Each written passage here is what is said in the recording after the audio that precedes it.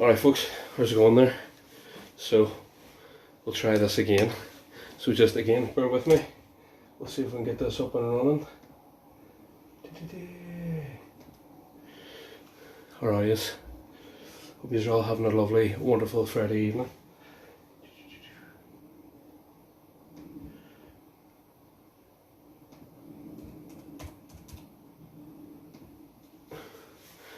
Hello. Sorry for teasing you earlier there with a wee bit of thinking it was happening, thinking it was going on. So we're nearly ready to set up here.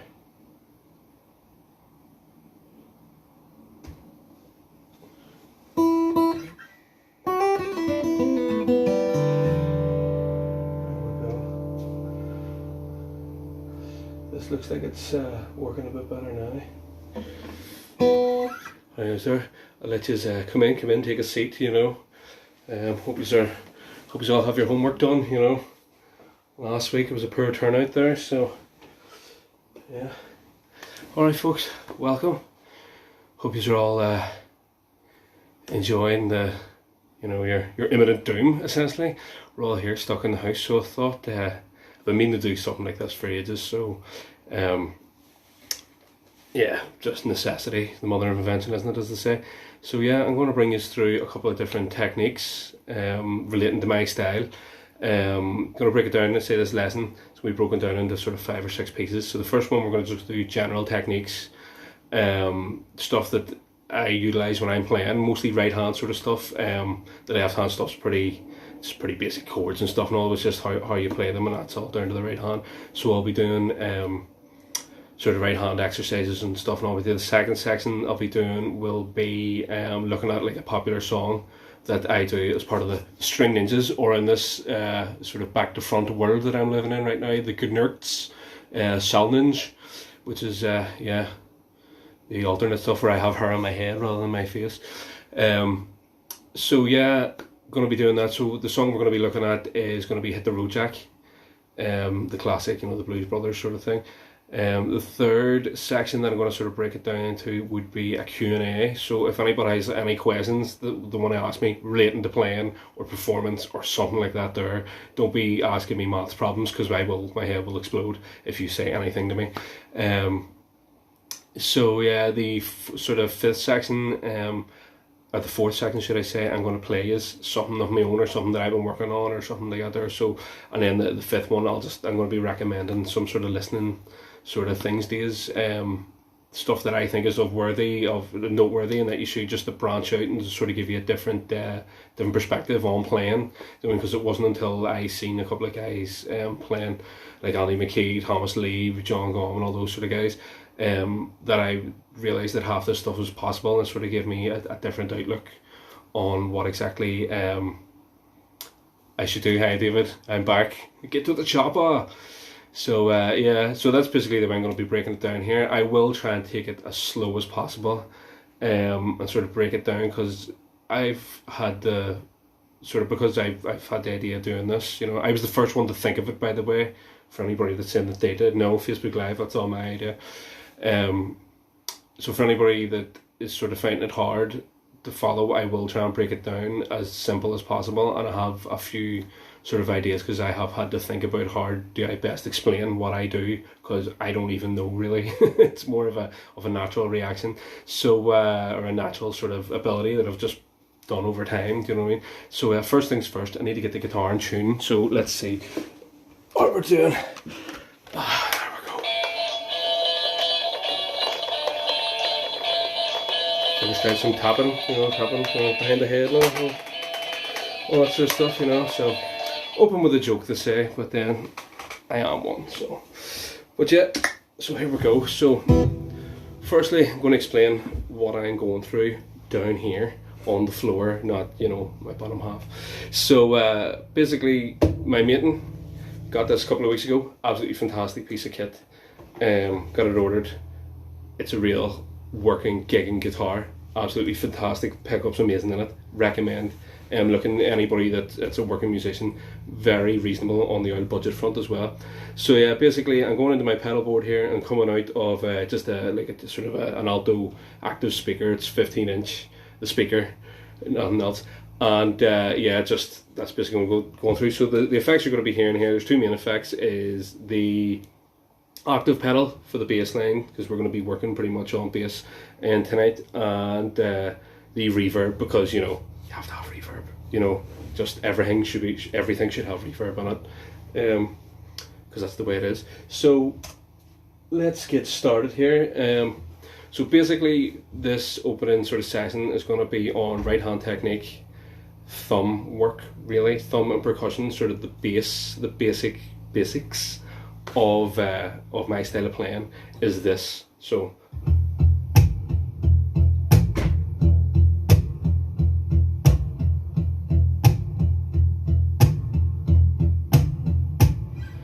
basically what I'm doing there is I'm having a sort of continuous sort of open string bass line with a percussion element on it, and that percussion element is basically made by, well, a couple of different methods really, but the first way I would sort of show you how it's done is just basically, which I'm just taking the side of my thumb and just giving it across the string. Now you're not giving it smacking, you know, you're not really hitting it hard, just a tap, and that gives you that sort of sound, like, and you just sort of employ that as you're into your groove. So the way I've broken this groove down is we're going to do just 1, 2, 3, 4, and that's basically it. Everything we're going to do is working around that, just that pattern, 1, 2, 3, 4. So basically,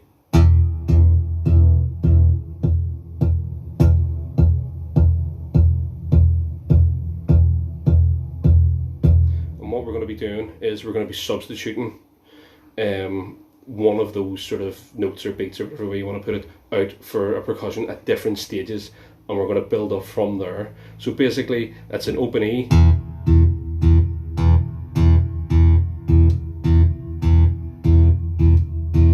so surreal watching yourself counting back to front there, so sorry, I'm tripping over myself. Yeah, so what we're doing is a 1, 2, 3, 4. On 3 we're going to implement that sort of technique there. So you've got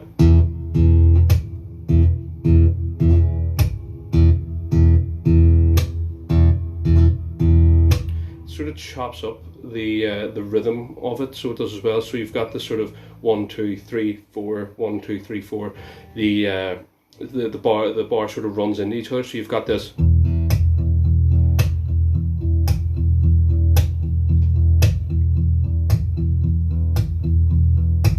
So yeah, so that's basically what we're doing. So you're going 1, 2, 3, 4, 1, 2, 3, 4, 1, 2, 3, 4, 1, 2, 3, 4, 1, 2, 4, etc., etc. So sorry if I'm getting a wee bit ditzy here. I'm reading the comments as they're coming up on the screen. So John, don't be that hard on yourself, mate. It could be worse things. It could be teaching your missus. He's going to smack me, but anyway, yeah, so basically that's the sort of the foundation, is that sort of snare sound. Now there's different ways that you can add stuff to that will sort of let you embellish it. So again, I'll take this slow. So we're doing, first thing is your thumb, you're doing 1,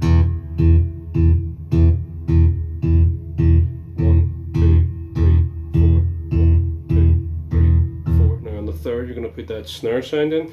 1, 2, 3, 4, 1, 2, 3, 4, 1, 2, 3, 4.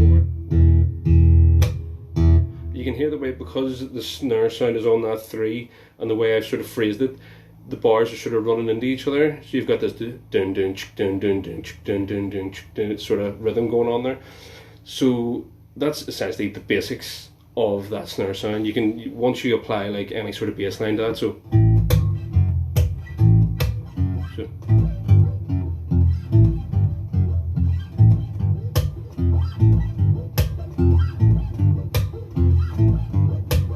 and you can sort of build stuff up with it from there. The next sort of thing I want to do with you is sort of on that first beat, or that first note that we're playing, is add a chord. So basically I've been sort of looking at my technique and all the sort of covers and whatnot that I would do, and the sort of thing that I've noticed that I do the most is my thumb and these three. These three are always sort of paired together, for lack of a better, tripled together. So basically the way I've been working is thumb, that. So that's essentially the way I play guitar in a nutshell. And then sometimes I'll do this, sometimes I'll do that. You know, it doesn't look like there's much of a difference there, but there's a slight trick to it. So basically, yeah, so we're going to add just an E minor in here since we're doing this. Since we're doing this E sort of drone. So you've got this.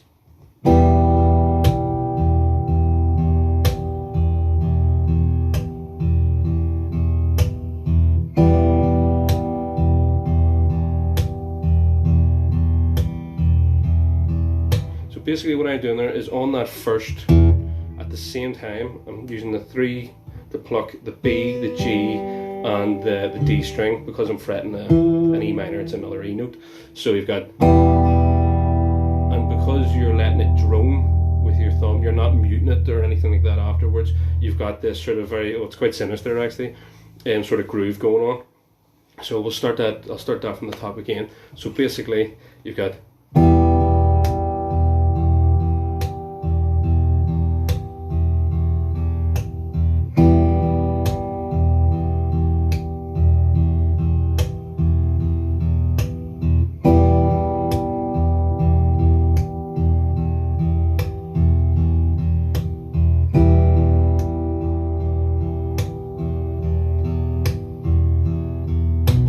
so yeah, so that's, you can see how we're building it up. We're building it up from that, just that, to a,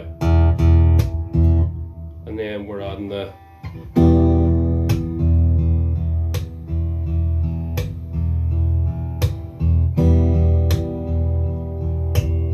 if you want to be fancy, you do a wee, etc. I mean, it's just these things. It's all about baby steps. You don't want to be trying to do anything too complicated at the start.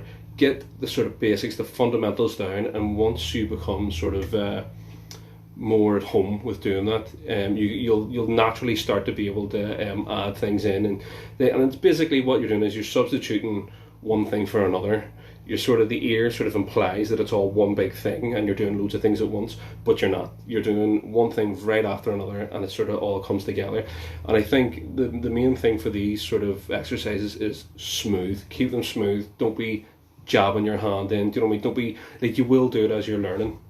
At the start, you'll sort of force yourself and whatnot, but it is just a little, do you know what I mean? Nothing more, nothing less.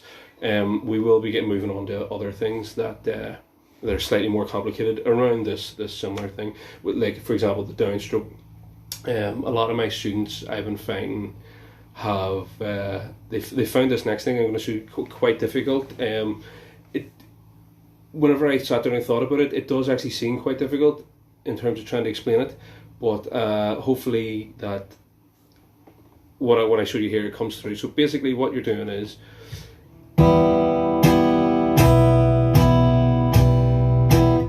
basically the technique I'm doing there is I'm doing a snap and a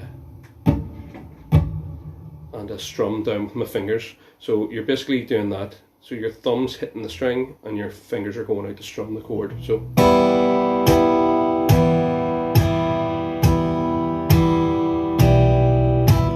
now, depending on the way your hand is and what you're actually trying to achieve, you can get that sort of impact sound from the downstroke itself. Like if I leave my thumb out, you can sort of hear that because my whole hand is coming against the thing, against the strings. So if you can combine these as you go along, you can come up with some some cool sort of patterns. So like, for example, we'll apply it to our thing earlier on. So on that snare sound, I'm going to do a downstroke with my these 3 fingers going down the way. So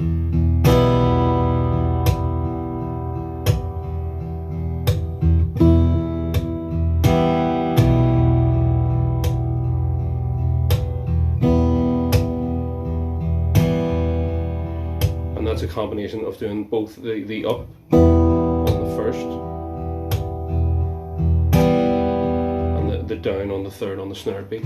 If you're quick enough, you could do both. I'm not, obviously. I should hit it harder. Well, it has been rather nice to me of late, so I don't think I could treat her so badly. Treat this lady. Absolutely fantastic guitar, by the way. These things are the business.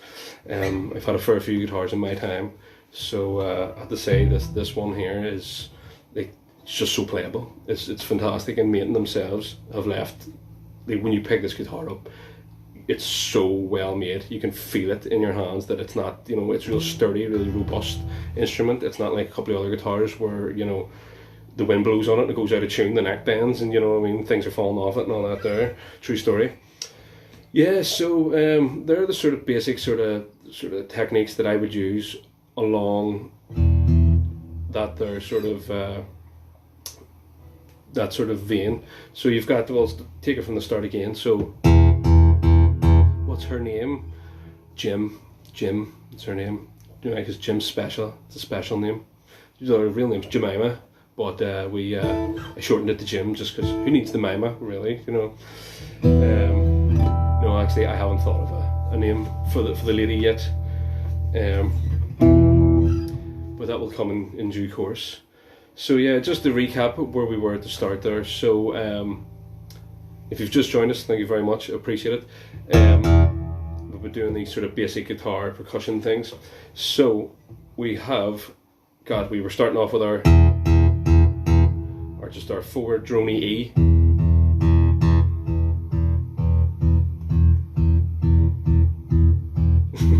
Penguin hand.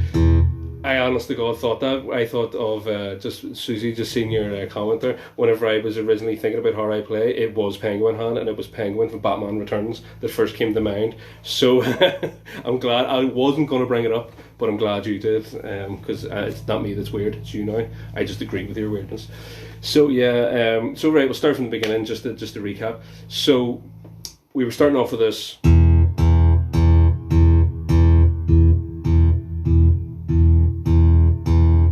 On the third, we were adding the snare sound in, which was this.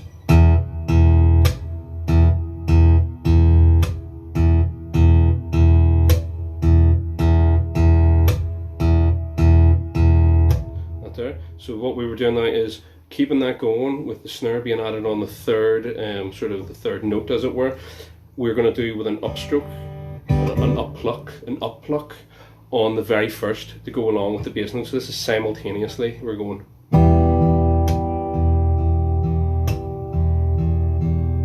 So every four we'll do that.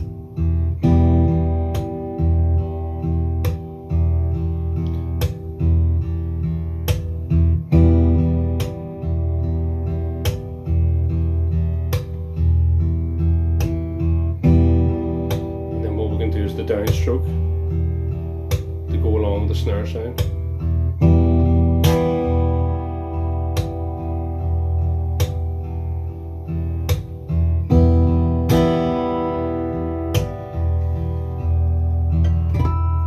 The harmonic there makes people think you know what you're doing when you just go, oh, mysterious, you know. People go, oh, here he definitely hit some strings there in a weird way. So yeah, so that's the sort of basic fundamentals of the sort of playing. I say what I try to do is, because the stuff that I do with Mick and the String Ninjas, I'm playing mostly rhythm and chords. I'm having to sort of separate them out. So it's basically like thumb pluck.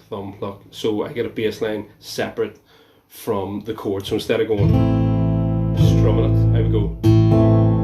So when you apply a rhythm, for example, just a quick like Daft Punk's Get Lucky. So.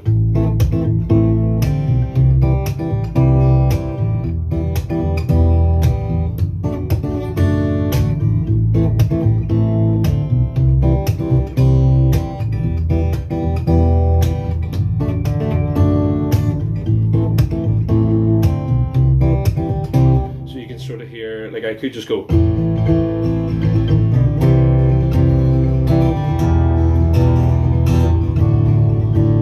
etc. But because I'm playing the sort of the root note, the bass root note of the chord, and then the subsequent notes, gives you a bit of a definition. And then let's say if you're a singer or you know, like make like a violin player doing a bit of lead. It gives you sort of a path to work through, rather than, you know, everything being all heaped on at once. So, excuse me, got the plague.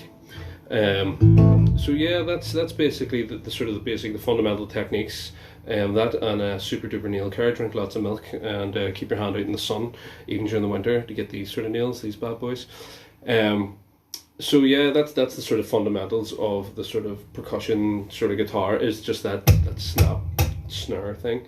So if you can add that to a groove, it works really well. It's quite effective, and it changes things up for you instead of your strumming, if you can sort of finger pick. On the finger picking note, by the way, if anybody is only getting started into it and doesn't really know, because they're so used to holding a normal pick, basically how I got started in finger picking was, and there's no word of a lie, I remember to this day, I had an old cheap banged up electric guitar, so I didn't need to plug it in for what I was doing, and I just sat in front of the TV, and this is about, you're talking about 10, 12 years ago, and I just did this.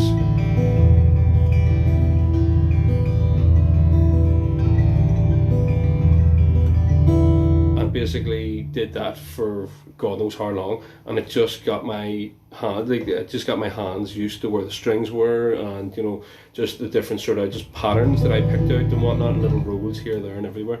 So and that's just basically how I started, and then I applied my left hand.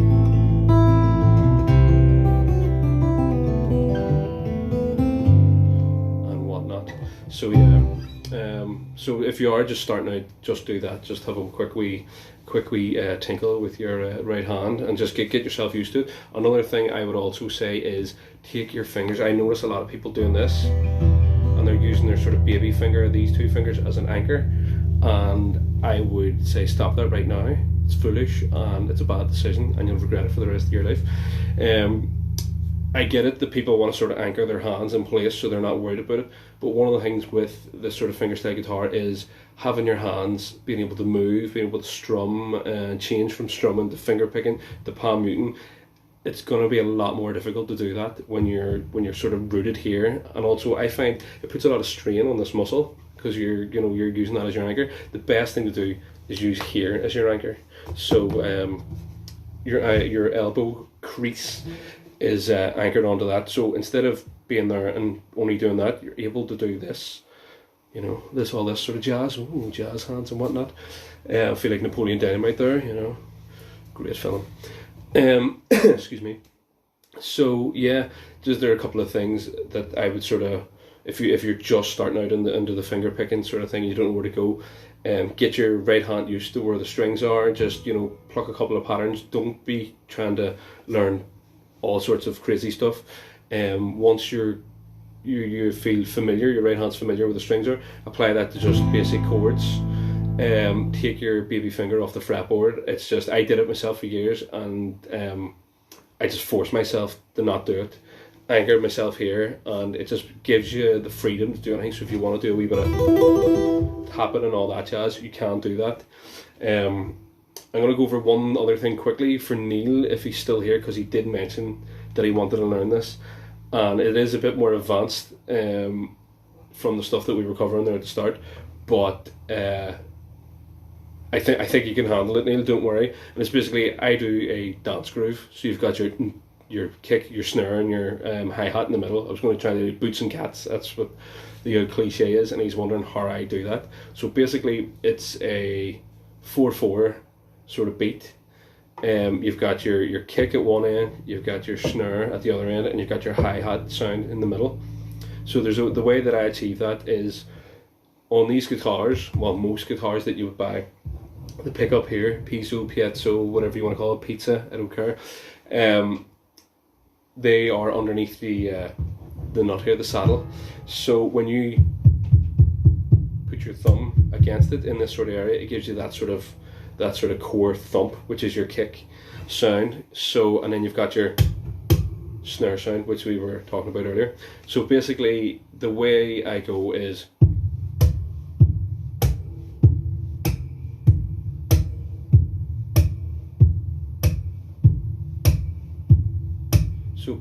I'm hitting here, moving up, hitting here, and imagine doing that if your fingers can be done, but I think you're going to break yourself. But yeah, so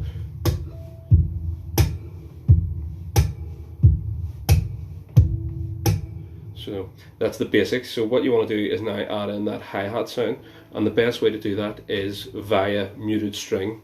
So basically what you're doing is your hands over here, so you're not actually really playing a note, and you'll notice as you can get different sounds as you mute it up and down the fretboard. So what you're doing is in between you're plucking your muted E,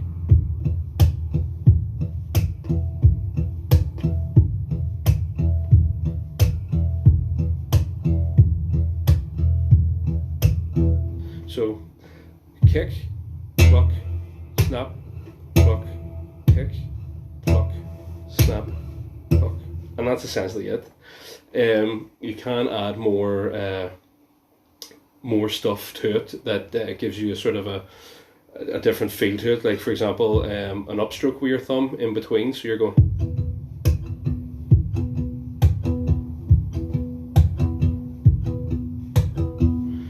Which adds that, a little bit of difference. So you can, the sound you associate, the sound of Gav, by my album, the sound of Gav, it's 18 minutes of me just doing.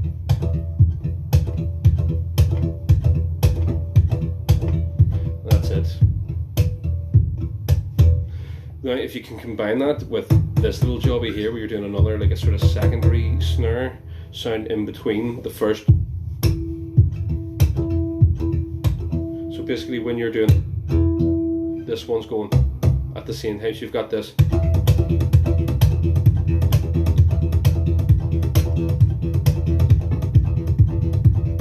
And again, it looks like I'm doing 10 things at once. I'm really not. It's one thing after the other, done in a way that, it all comes together to make one sort of groove. And that's the key to it, is the groove. You want to try and keep it slow, keep it funky, keep it groovy. Give all their parts their time.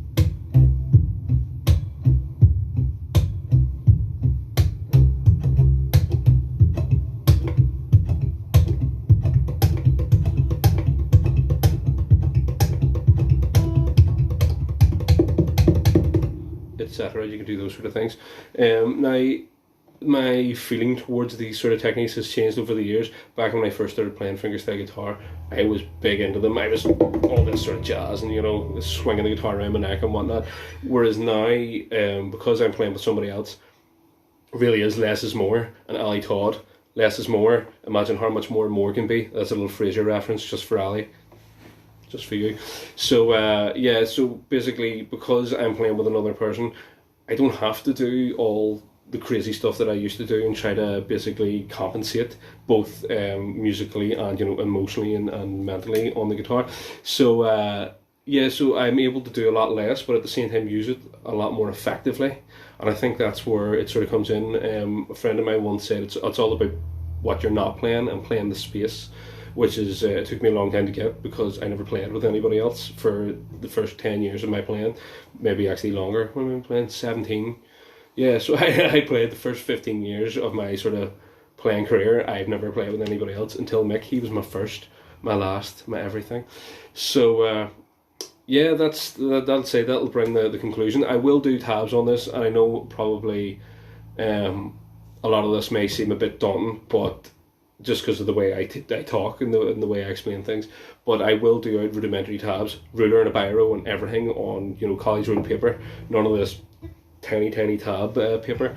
I'll do them out for you and break it down into different things. So emotional compensation, getting deep, man. Here, you're lucky the bottle of whiskey's been thrown out the back because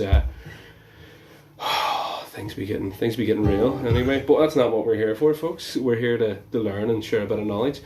So yeah, hopefully Neil, that answers that question for you. It does seem like, I'm not going to get it, but it's quite literally on the thumb. And actually the first tune that I wrote with that was called On the Thumb, because that's what it is. So yeah, so I'll do that. So basically we'll start off from 1, 2, 3, 4, then you've got the 1, 2 snare, 4, etc. Then you've got the added of the chord on the first one, 1, 2, 3, 4, 1, 2, 3,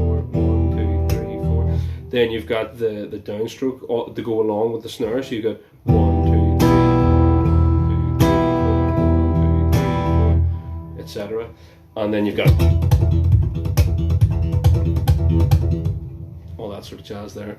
So yeah, if you're just, once you get those sort of basic techniques, you will be able to add stuff and substitute out things. And you know, instead of doing, you could do like, which is adding the sort of snare sound on each, on the sort of 2 and the 4. So you can do, you know,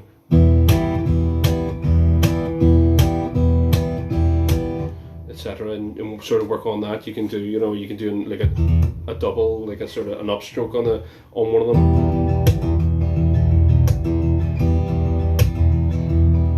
sort of thing. So you can just add stuff, and it's all it is, getting used to the sort of the fundamental techniques, and then sort of just building them up over time. So yeah, I think that'll conclude the first part of what I'm going to do. So the second part, as promised, is I'm going to look at a song that I would do with Mick, and one of the easiest things that I sort of wanted to sort of demonstrates another technique that I do, and different ways to play repetitive songs, because I've been finding, and one of the good things that it just keeps me sort of happy is if a song's repetitive, adding sort of minute variations that maybe not everybody would go, God, you know, he added that in there and all that, that's very clever, that's, you know, whatever, but it does, audibly it does make a difference whether it registers or not with people. It really does. So yeah, the song that I'm going to be looking at is Hit the Road Jack. So traditionally, or for what I've seen, most people play it A minor, so the chords being A minor, G major, F major, A, and that's all well fun and dandy to just play it like that, but that's not what we're here for. So the best way to describe this is the gun grip. So basically when I'm playing this, I'm only going to be using these 2 fingers. This one's going to be doing the bass, and this one's going to be doing the strumming. So just a quick sort of demonstrate.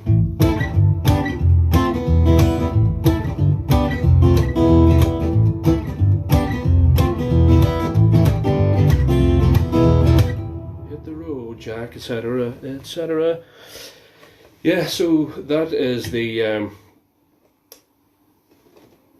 Mick was my first. I don't tell them that, so I don't want to get big-headed. I mean, it's already big enough, for fuck's sake. But yeah, so you can see what I'm doing there, and it's basically thumb, strum, and a percussion at the same time. So I'm going. So it's just that finger there. That's essentially the sort of the basic groove of that. So you've got that, and it sort of incorporates what we were doing before with the downstroke and the percussion element. So you've got the, what's an A major? Apologies.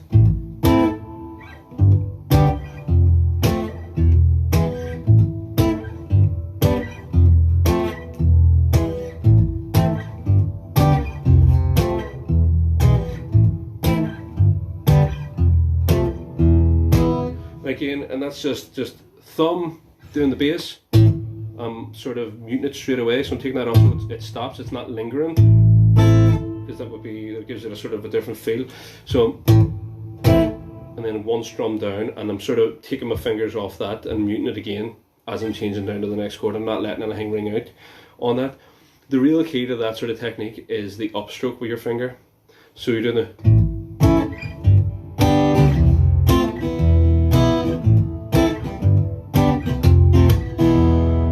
basically, the way I've been trying to think about describing that is like an upstroke with a pick. So if you're going, you're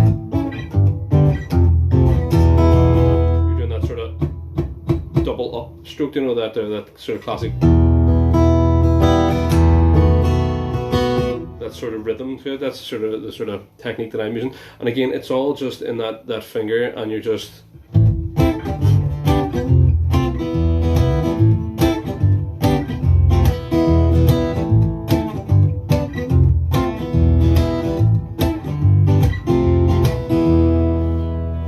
That's the sort of groove that we're working on here. So basically, yeah, the changes in that that you can do then, because it's a repetitive song, it's the same thing sort of over and over and over again. you can change that. So you've got a barred. You're starting off, the way I start off is a barred A minor, your G major, F major, and E. So when it comes down to the sort of the verse of it, what I do is I don't play any of the higher notes or any of the notes that sort of define it as a major or minor. It's just bar chords. And what I do is I apply the same technique, but instead of strumming the whole way down, I just strum the top three. So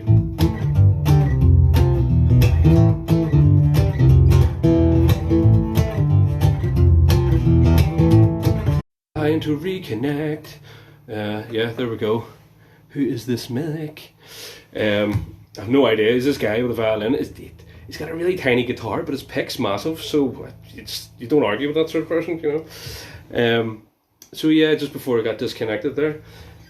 So basically what I was saying was you're starting off the main sort of thing, A minor, F major, or G major, F major, E major. Applying that technique of bass strum. So you've got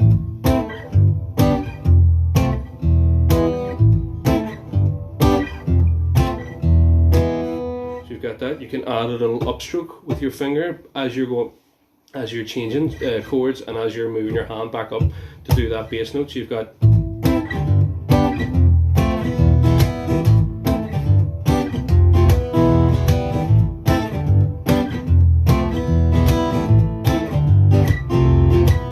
hit the road, Jack, etc., you know, that sort of thing. So basically, again, before disconnected, when I'm going into the sort of the verse, I would, because again it's repetitive, you don't want to be playing the same thing every single time.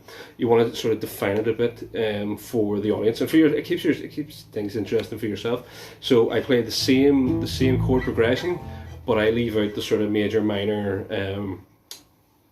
defining notes, and just play bar chords, or power chords to say. So it's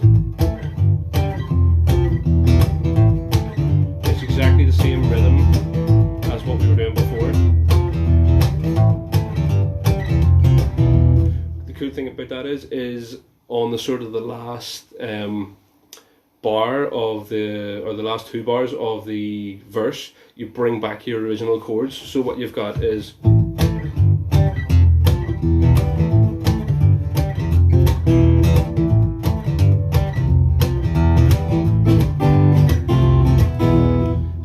you're not really doing anything different, same chords, it's just how you're playing them. And I think that's what again keeps it interesting for you. The other thing that you could do to keep it interesting, and you're playing exactly the same thing, is instead of barring your chord up here for your A minor and working your way down, you could do a sort of a traditional A minor and then add your G note in there. So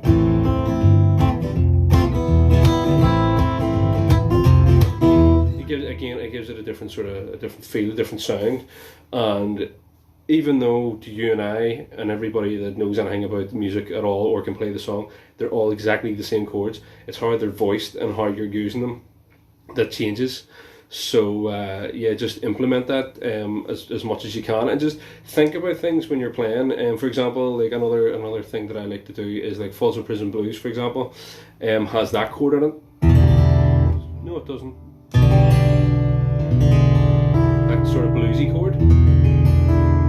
Well, another way to play that would be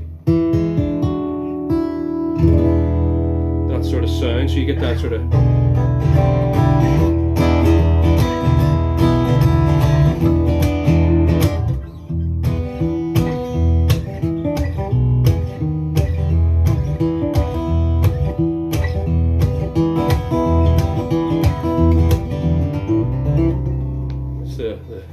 extended edition of that there.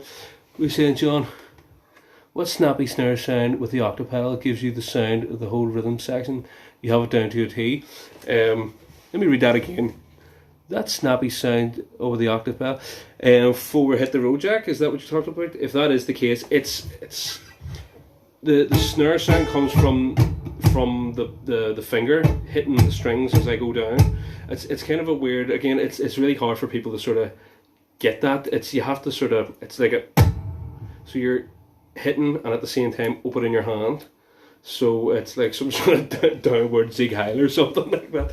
I don't want to be getting into that sort of stuff because, you know, those type of things are bad, but that's the sort of sort of hand movement, that down. But when you're applying it to that song, it's, you know, bass, sort of, and you're muting it. You're taking your fingers off and muting the strings to give you that sort of the rhythm. Do you know what I mean? Because it's all part of the one. Everything you do is part of the rhythm and the groove of the song, not just, you know, the melody line or anything like that. Like, you're trying to build an atmosphere around the song by doing these things and implementing these things.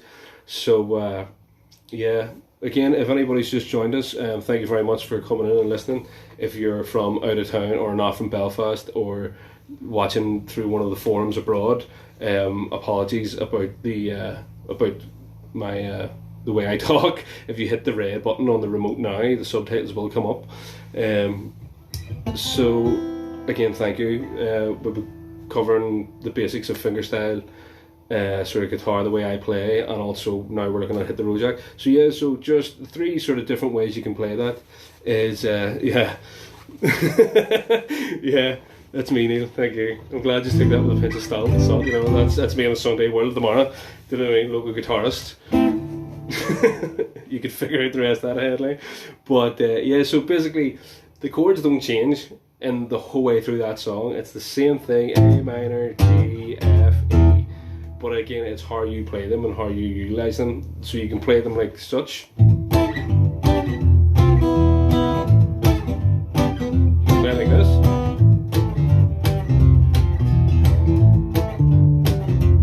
Play like this.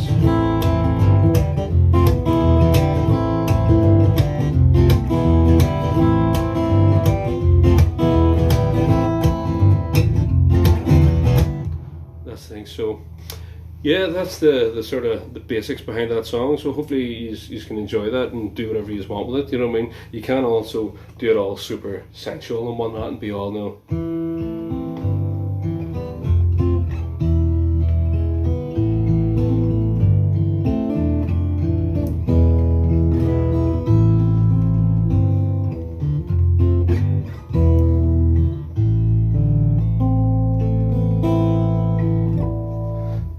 So again, the chords never changed there, just how I played them did, and that's up to you. You say once you get your, if we take that song from the very start of the lesson, getting your hands used to, oh, I will try to do more videos, Claire.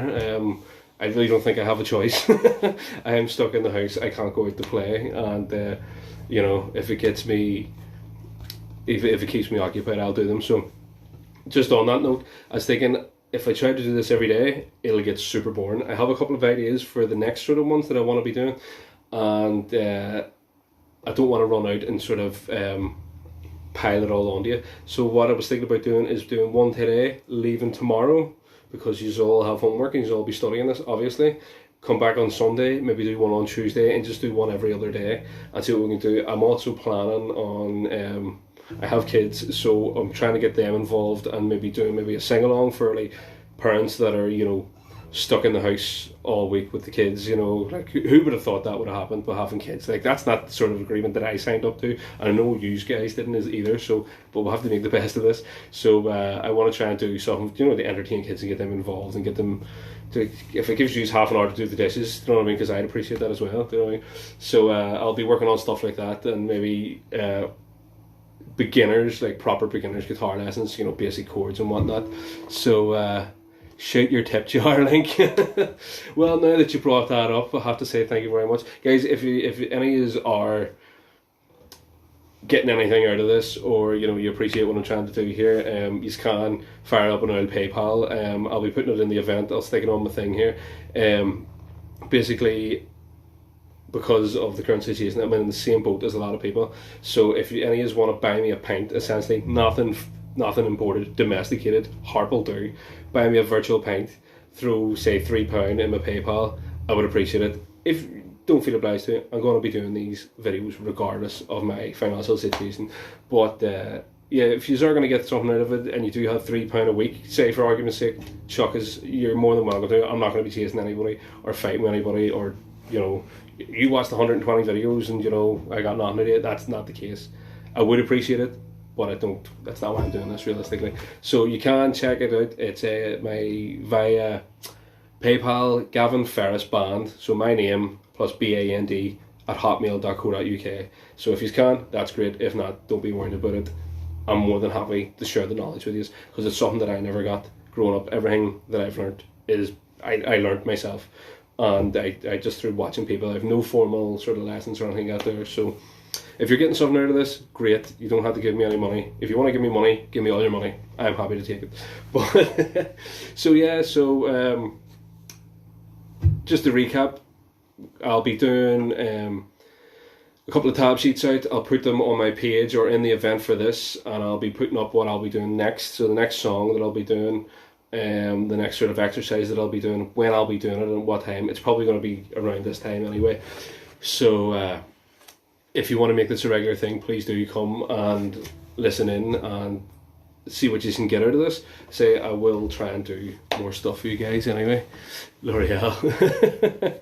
Yeah, is that a joke? Is that a sort of aye? Your cards are marked there. So basically, yeah, that's it. So just from the start of the lesson, to recap, because the next session's Q&A. If you do want to ask me anything about anything, I'm more than happy to answer. So we were running over the sort of basic percussion sort of techniques, which was your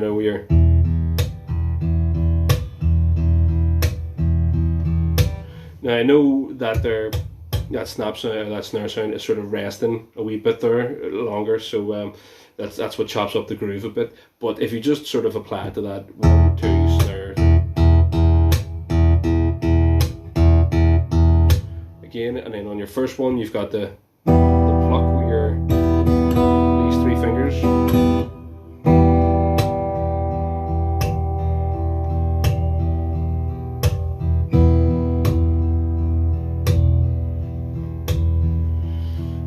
So and then we added that sort of downstroke on the snare sound.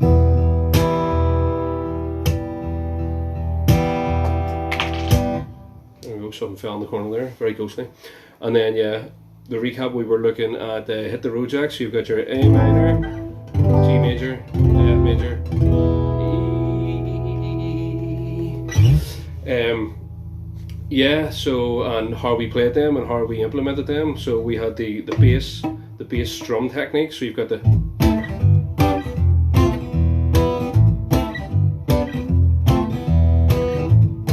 and that's essentially going the whole way through this.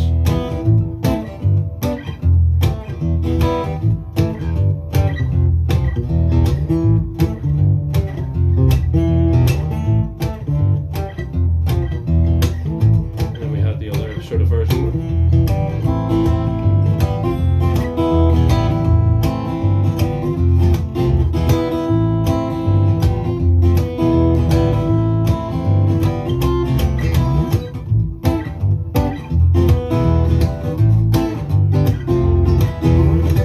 Etc. So that's that. So that's pretty much. I'll do out tabs for these, and sort of the sort of hit the road jack. I'll be just giving you the chords, and then I'll be I'm trying to work out a system to tab the rhythms effectively for you, so you can actually get what I'm trying to convey to you, rather than just because tab is a pain in the ass. Everybody knows that. You know what I mean? It doesn't give you any direction of what way to play the song. So now moving between chords. Okay, yeah, no problem. So, let me see, play a longer example. Okay, so basically, the bass snare sort of thing that John's looking at there again. So I am, that's essentially it. So, as I'm doing the downstroke with the chord, I put my whole hand into it. So just as the strings, just as I'm coming into contact with the strings, I'm strumming them and then following through with the strings. Obviously, you know, it hasn't happened in years. So yeah, so you've got the bass string, then you move down, bass, string, bass, string, bass, strum, sorry, not strings. And that's essentially the groove on that there. And again, it is that, it's the one thing I found my students have real difficulty with sort of trying to get, is that downstroke with the percussion. It sort of reminds you of those, you know, those cheesy "I'll be there," you know, those drums. I'll be there. that's the sort of effect you're sort of going for, but you're adding that. Oh right, though, is that the dance thing, John? Sorry, is that what you're after? You're just after all the goodies tonight. So yeah, if that is what you're after, I'll do that for you very quickly now. So basically, the sort of dance pattern that I've covered there is because you've got this here and you've got that there.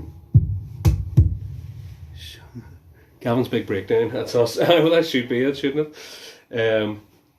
So I copyright that before you can get in there, David. So yeah, so to break that down, there's three components to that sort of dance groove. There's the kick, the snare, and the hi-hat. The kick goes here, and that's just me making contact with the string. You can do that any way you want. You know what I mean? It's what's happening is the pizza, whatever you want to call it, underneath is picking up that thud, and it's giving it out nice and chunky, sort of thick oomph sort of thing there. What you've got then is you're moving up to your snare sound, which by your stage, John, you should be able to do by now. And in between that, you're plucking the muted string. Now, the level of muting is completely up to you. You can completely mute it, but one of the things I love doing is just above the second fret. So you've got this sort of dull, sort of wow. I think Hatham Mohammed, check him out, fantastic guitar player, all around nice guy from Newcastle. He calls it the oud. So when he does it, he has this a very similar technique where he really gets into it, but he does it and it gives it this like wow sort of sound, you know, this sort of like a sort of a weird synth bass sound. So it's kind of similar to that. So basically you can mute that fully. And basically again what I'm doing there is kick, pluck the muted string, snare, pluck the muted string, kick, snare, or kick, hi-hat, snare, hi-hat, kick, hi-hat, snare, hi-hat. And yeah, then you just sort of apply that to whatever way you want. There is way more that you can do with these sort of techniques involving, again, that thumb and claw, the penguin hand thing that I was talking about there, where you can do like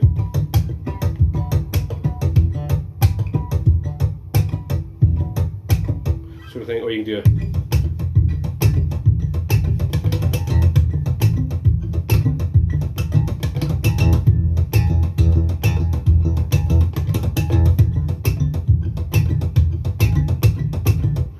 you can do lots with this, and again it's just breaking it down. What I try to do, the way I sort of arrange these in my head, these little drum fills and whatnot, is I just think of a drum kit and I hear it, you know, go on or whatever, you know.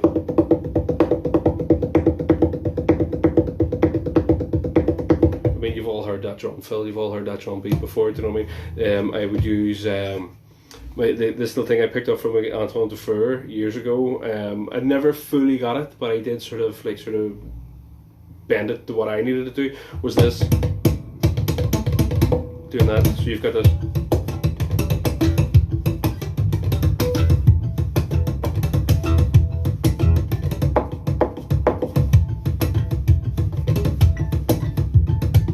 Sort of thing, and again, it's like, I don't like using these too much. It's more like just an added thing because you can play chords along with them and whatnot.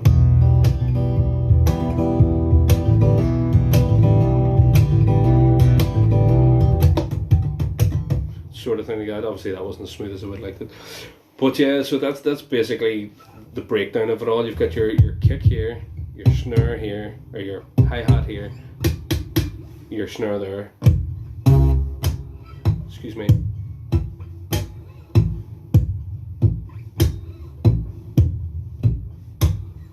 And again, you can mute that up here where you're hitting a harmonic, or here you're hitting a harmonic. You could do it. I find on all the guitars I sort of played, it seems to be around the same place as this. It seems to be just, let's say if you're trying to hit a harmonic over the second fret,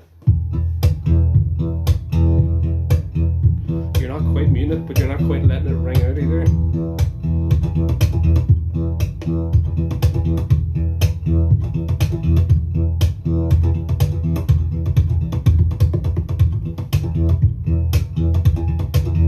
So groovy. You know, that's wipeout music there for you, you know. But yeah, so that's that. So if I just forgot that all this is recording anyway, and I will be putting it up so you can go back and look at all the guff I've been talking about and anything else that you just want to sort of get into.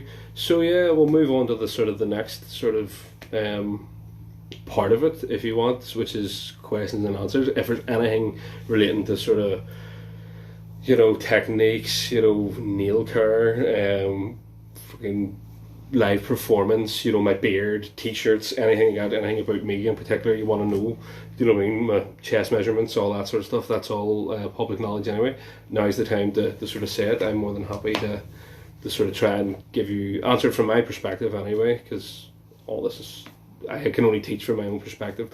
So again, guys, the one thing I always try and instill in people whenever I'm teaching is that these are all ideas. They're not tried 100% true. This is the way you have to do this. You can learn this, get sick of it halfway through, and change it to suit yourself and make something completely new out of it. Do you know what I mean? I'm not Lord Business from the Lego movie. Do you know what I mean? I'm not going to make sure you follow my instructions to the T. This is what I'm trying to convey, ideas and different ways to do things. And just because I remember learning for years and years and years, and never, you know, you see somebody playing something, as long as you know how to play and they play it slightly differently and they add their own sort of quirk to it, and you, God, I never would have thought about that, you know, until it was sort of laid out in front of you, and then you can obviously build on that. So that's the sort of things that I'm trying to put forward there for people. So yeah, that's essentially it. So how did I get so sexy? Are we part of a sexy club or something? Well, Phil, I'm the president of the Sexy Bastards Club, as you well know. It's one of those in-jokes that didn't really age well between me and Phil there. But good question. What octave pedal settings, what shape do you put your nails? How long is your beard going to be by the end of all? Do you know the thing is, I'll answer the beard question first, because I think it's sort of reached its peak. And I tell you why, it could go longer, Neil, but unfortunately I'm getting it trapped under things. Like when I'm lying down, and you know, like it's like I'm lying in bed with the partner and she's like head on the shoulder type of business, and I go to turn my head and it's like I've pulled the rug underneath and I broke her neck. So I think it is due to trim. I had a taco sub the other day, and I tell you what, my mustache had more than I did. Do you know what I mean? So here's perspective for you folks. There's my chin. Do you know what I mean? That's my chin. Strange, isn't it? Like, maybe white. No, well, one string, but there's going to be white. Well, that's it. The thing is, this is like, I know, completely off topic from what we're talking about, but obviously I'm a man who's follically challenged at this late. It doesn't really bother me to, because obviously I'm compensating for it in different ways. But I'm of the opinion, either go grey or fall out completely. I've got grey, I'm balding and going grey at the same time. How the fuck does that even work? How does that even happen? I don't even know. So yeah, so that's it. Thanks for hitting on that, Neil, and bringing that out there, David. You've really cut to the core of my personal well-being there. I think, as if things weren't bad enough, you're pointing out shit like that. Shame on all of yous. But Neil, in regards to your other stuff, at the minute, the octave wise, I'm using the OC3. There's pluses, there's pros and cons to using it. Firstly, it's one of the cheaper octave pedals. I suppose that's one of the main pluses to it. I've noticed it not only does it add that octave that you want, that bass note. It's polyphonic, so you can't dial it into your strings, particular strings. But it does add a certain warmness to the overall tone of the guitar, just from what I've noticed. The one major downside to it is that because it's polyphonic and it is made for an electric guitar, which is a completely different bass response, or different acoustic dynamic from an acoustic guitar. It doesn't react the same way that it would with a electric guitar. For example, it seems to resonate way more with the A string than it does with the sort of the F or the G's. So you go, like, for example, if I go from open E to F, you'll really hear it once you get to the A on the 5th fret here. So you've got like, it seems to just, and I've always noticed that with all the guitars I've used and all those sort of things, it does resonate with the A, and it just I don't know why. It's just probably just the way they're set up or whatnot. But overall, it's like we're all playing an A minor anyway. So what's the difference? What's the big deal? But in the future, I'll be looking at like the Pog or the Hog. I think it's called, the big massive one with all the dialed in. This one is very rudimentary in some respects. Very basic. Like you can, for example. It has a direct level, which you basically you keep full blast anyway. You've got your octave level, so the amount you want of it. You've got the octave range, so that's basically if you turn it full left, it only sort of really affects your lowest string. If you, the more right you bring it, just so you can hear it coming in. That's it fully right. The whole way around, so that's at maximum. So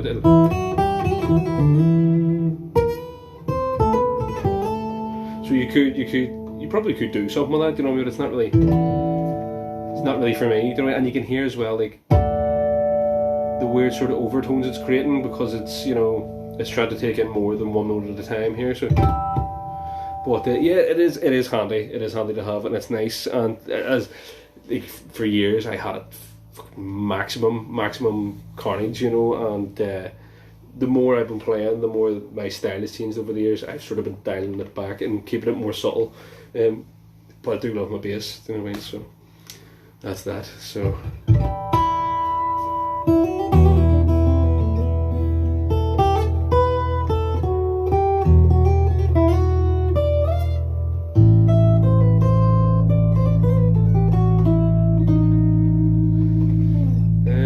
yeah, so I have to, we're sort of finished. What time are we at here? Let me just double check, folks.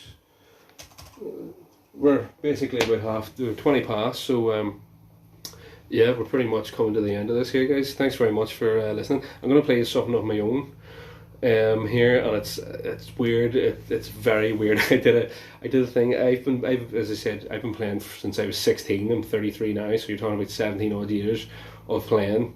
And for the majority of my playing, I've done it by myself. Now, I've been out playing, say, open mic nights for, 10, 12 years, and then sort of it's only been the last sort of 4 years that the actual opportunity to become a sort of professional musician has come about, and that's what I've been working towards. But for the majority of it, I've been playing by myself in front of crowds, and it never bothered me. I played a show in the Empire for Kaz Hawkins doing support for her, and there's about 400 odd people there, they're very lively. Didn't bother me one bit. But I've been playing for 2 years with Minik as part of the String Ninjas, or again, as I'm saying, the Generts Saljnin. Those guys, they're really good in an alternate reality.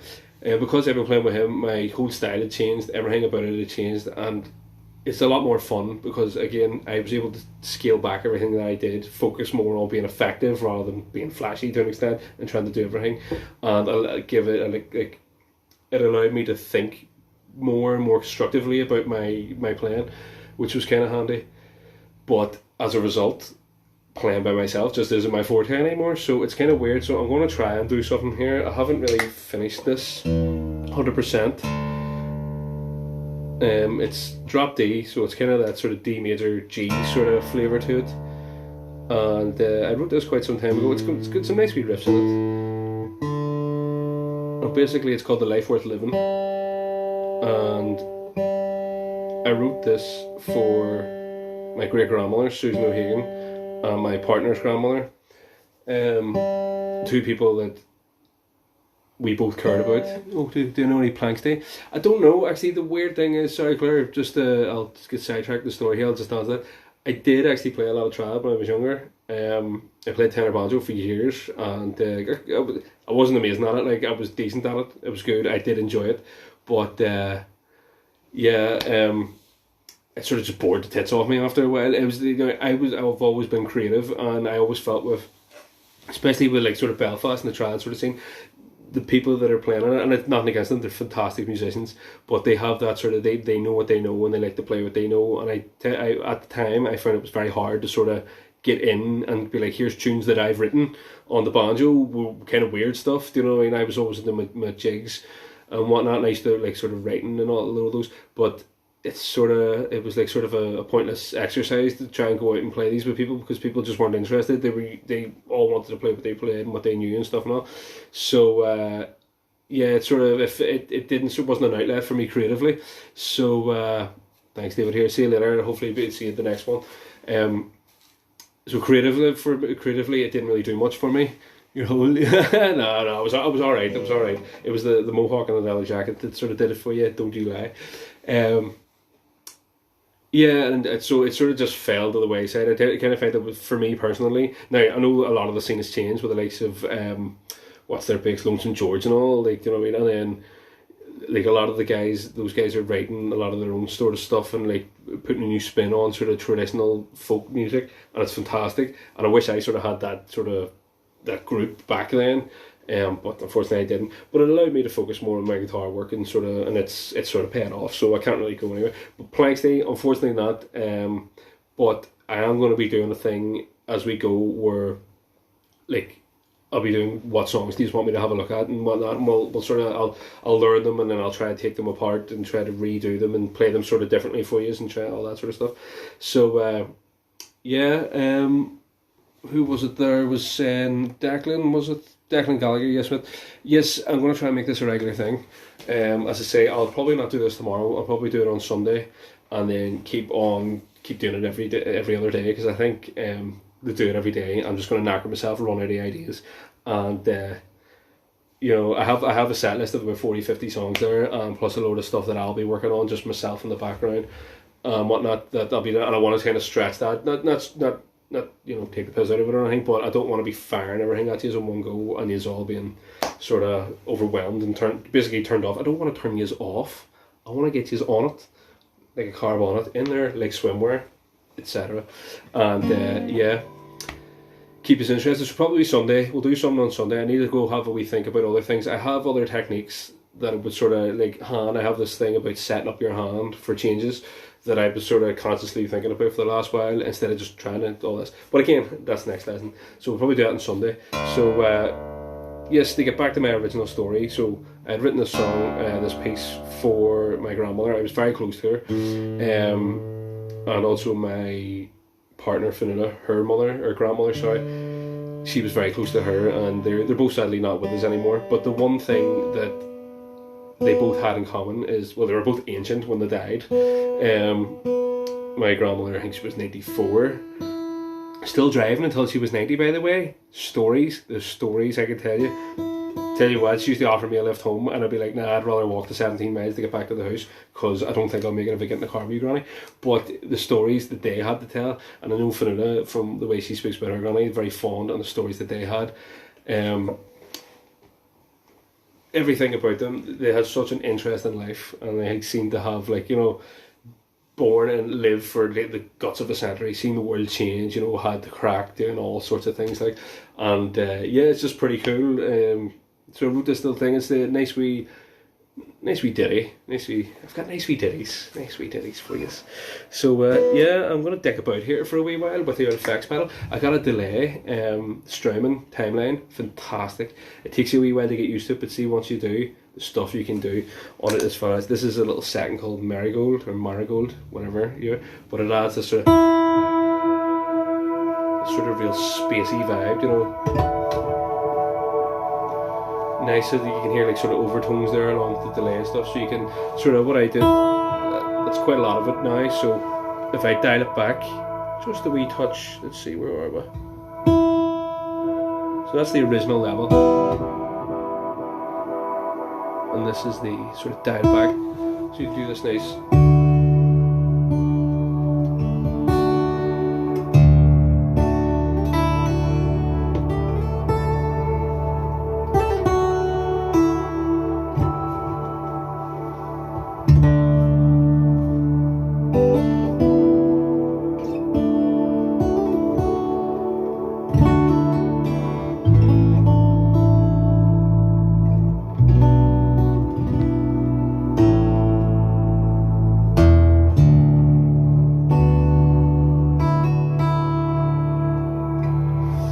For John Tracy.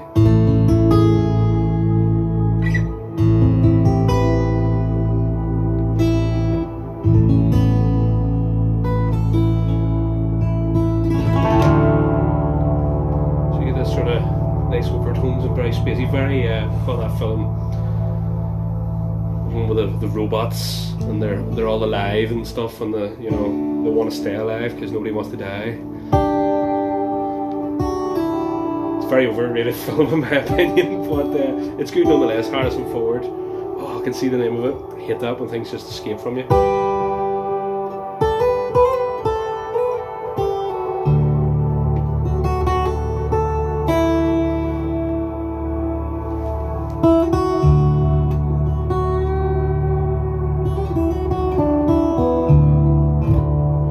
Right, so we'll get into this here anyway. So,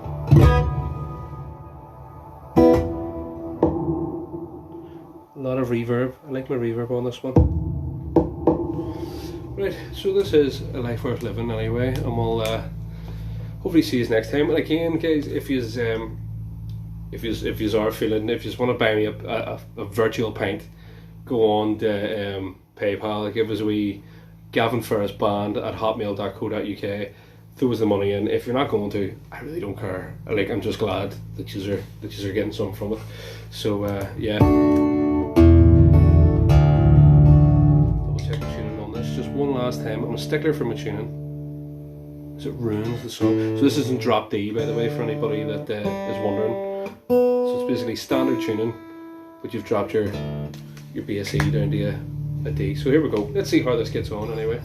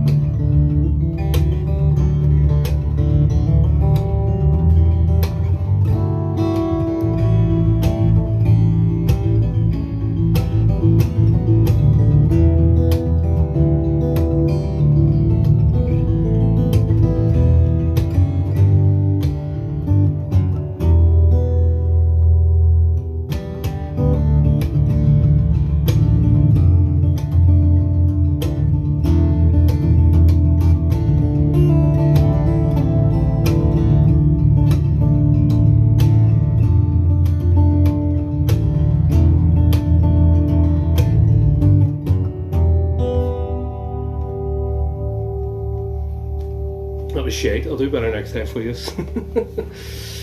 Well, here, thanks very much, guys. So for the last sort of thing, anything I could recommend to you is check out Andy McKee's Evan Coast. Absolutely fantastic piece of music. Blow you away. Check out his chord progressions in it. He's got some really, really tasty chords in there that you wouldn't know. Chords like you know, all sorts of really, really nice ones. So check out his chords, his bass line, Annie McKee, Ebb and Coast, because I'm actually working on playing that at the minute. I've nearly got it. But yeah, thanks very much for listening, guys, and I'll see you next time. Sunday I'll put out a thing. Better than the pub, but anyway, I will hear, you know. If you had to do it sober, you wouldn't be saying that, you know. But thanks very much, guys, and I'll see you again. Gavin for his band. I love it. Go UK. Sexy.